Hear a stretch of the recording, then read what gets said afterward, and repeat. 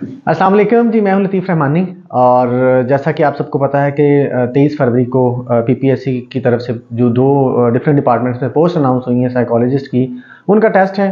तो टेस्ट को लेकर बहुत सारे जो कैंडिडेट्स हैं उनके कुछ क्वेश्चंस थे, उनके आंसर करने की कोशिश करेंगे। सबसे पहले तो ये क्वेश्चन है कि इस टेस्ट के लिए कौन कौन से डॉक्यूमेंट्स लेके जाने हैं, और दूसरा क्वेश्चन है कि टेस्ट को किस तरह से अटैम्प्ट करना चाहिए। तो उस हवाले से ही हम कुछ बातें करेंगे।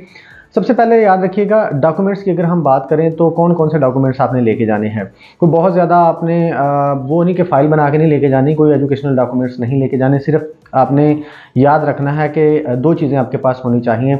एक तो आपका जो एडमिशन लेटर है जो पीपीएससी की तरफ से आपको मिलेगा, उसका आपने प्रिंट निकलवा के लेके जाना है, याद रखिएगा। एक एडमिशन लेटर, उसके साथ साथ आपका जो ओरिजिनल आईडी कार्ड है वो आपने लेके जाना है, CNIC जिसको बोलते हैं, वो लाजमी होना चाहिए आपके पास, ओरिजिनल होना चाहिए। ये दो चीज़ें आपके लिए कंपलसरी होंगी अगर आप टेस्ट देना चाहते हैं, अगर आप टेस्ट सेंटर में एंटर होना चाहते हैं।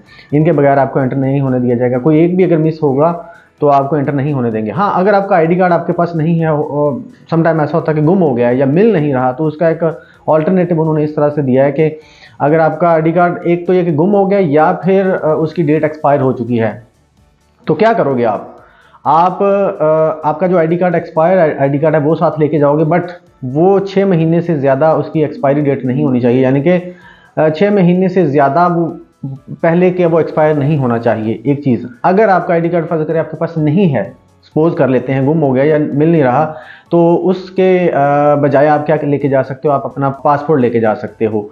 पासपोर्ट भी आपका चल जाएगा, आपको एंटर होने दिया जाएगा। इसके साथ साथ आप अगर आपके पास पासपोर्ट भी नहीं है तो आप अपना डोमिसाइल लेके जा सकते हो, बट उसके ऊपर आपकी पिक्चर होनी चाहिए।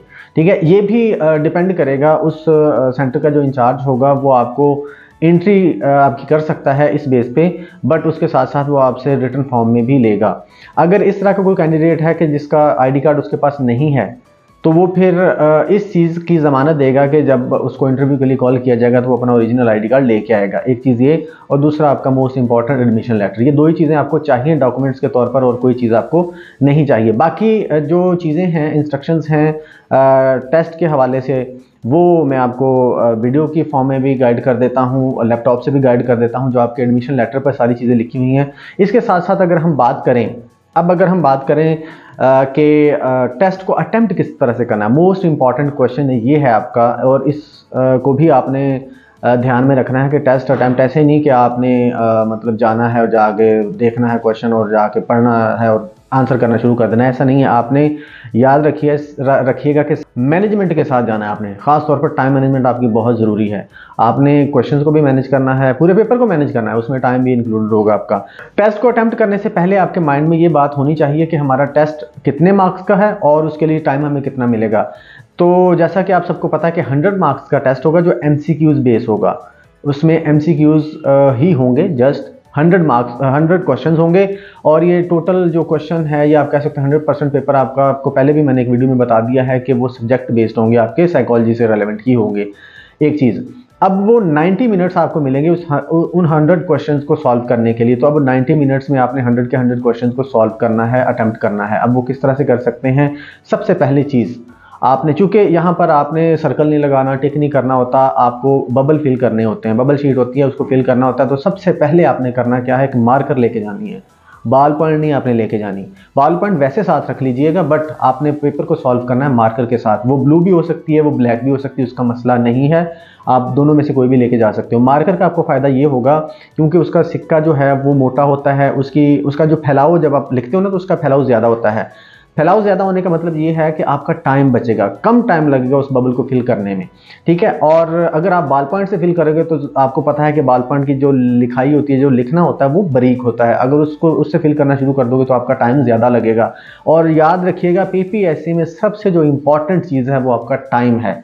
आप जितना टाइम बचा सकते हैं आपने बचाना है, और ये बचाया जा सकता है मैनेजमेंट के साथ। बहुत सारे स्टूडेंट्स, बहुत सारे कैंडिडेट्स, जब मैंने एग्ज़ाम दिया था तो मेरे साथ मेरा क्लास फेलो था, वो पेपर को पूरा अटैम्प्ट ही नहीं कर सका था। मैंने उससे पूछा आप अटैम्प्ट क्यों नहीं कर सके? कहते यार टाइम ही खत्म हो गया था। इट मीन्स कि कहीं ना कहीं प्रॉब्लम थी टाइम मैनेजमेंट में। तो याद रखना है 90 मिनट्स है, तो आपने सबसे पहला काम करना है कि मार्कर से उसको फिल करना है अपने पेपर को।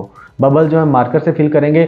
और कैसे फिल करना है कि आपने पहले बाहर से उसको एहतियात से फिल कर लेना है, बाहर वाली जो साइड है, यानी कि जहां सर्कल खत्म हो रहा है ना, सर्कल के साथ साथ आपने उसको फिल करके अंदर को आना है। अगर आपने साइड वाला जो है ना केयरफुली फिल कर लिया, तो अंदर वाले को जैसे मर्जी आप तेजी से फिल कर दे, कोई मसला नहीं है। वो भी इस वजह से कि अगर आपका जो आपकी इंक है मार्कर की वो बाहर निकल गई सर्कल से, तो वो चूंकि पेपर जो है कंप्यूटराइज्ड चेकिंग होती है, इसकी कंप्यूटर ने चेक करने होते हैं, तो अगर सर्कल से बाहर हो तो वो आपका क्वेश्चन गलत भी हो सकता है। ठीक है, याद रखिए अगर आपने आंसर सही भी किया ना, क्योंकि आपने वो मिस मैनेज कर दिया, उसको सर्कल से बाहर निकल गए हो, तो हो सकता है कि वो आपको उसके मार्क्स ना दे।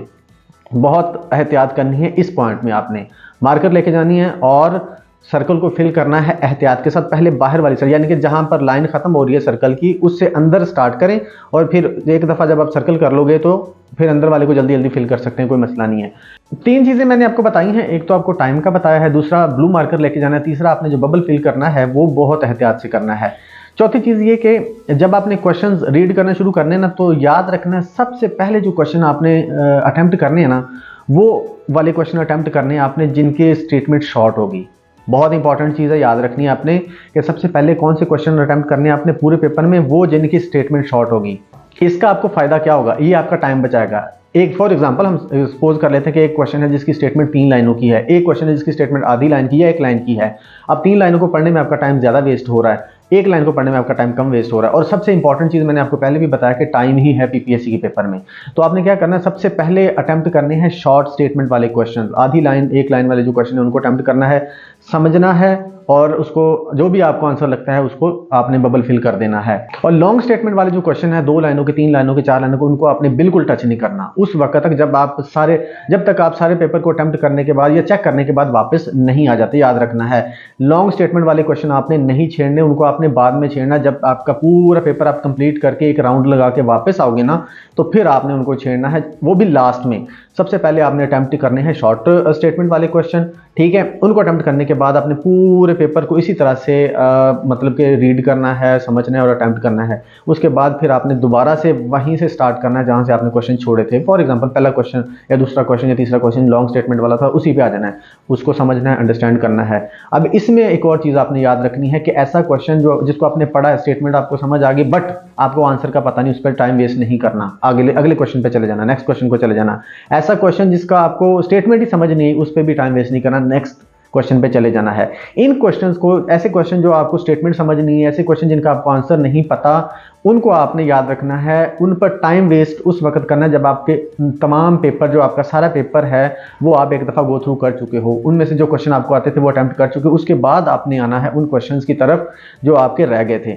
उसमें फिर आपने याद रखना, चूँकि पीपीएससी में नेगेटिव मार्किंग होती है, तो आपने इसमें एक और चीज़ का ख्याल रखना है कि वो क्वेश्चन ही आपने अटेम्प्ट करने हैं जिसमें आपको डाउट हो कि यार इन दोनों में से कोई एक आंसर होगा, उसका आप रिस्क ले लो, उसको अटेम्प्ट कर दो। ऐसे क्वेश्चंस को आपने अटेम्प्ट नहीं करना जिसके बारे में आपको 1% भी अंदाज़ा नहीं है कि यार इसका आंसर क्या हो सकता है, ठीक है। उसको आप अटेम्प्ट ना करें, वो रिस्क लेने वाली बात होती है। अगर आपका क्वेश्चन सही हो गया तो फिर तो ठीक है, अगर ना सही हुआ तो आपको एक पेनल्टी भी पड़ जाएगी 0.25 की, तो उससे हमने बचना है। तो ये कुछ चीज़ें जिनका आपने ख्याल रखना है और इसके हिसाब से आपने आगे बढ़ना है और पेपर को अटेम्प्ट करना है। मैं ये चीज़ें रिपीट कर रहा हूँ, कौन कौन सी चीज़ें हमने डिस्कस की हैं कि कैसे, how to attempt your PPSC paper. एक तो ये कि आपके 100 मार्क्स का पेपर होगा, उसके लिए 90 मिनट्स होंगे, तो आपने सबसे पहले क्या करना है, टाइम बचाना है, टाइम पे आपने फोकस करना है।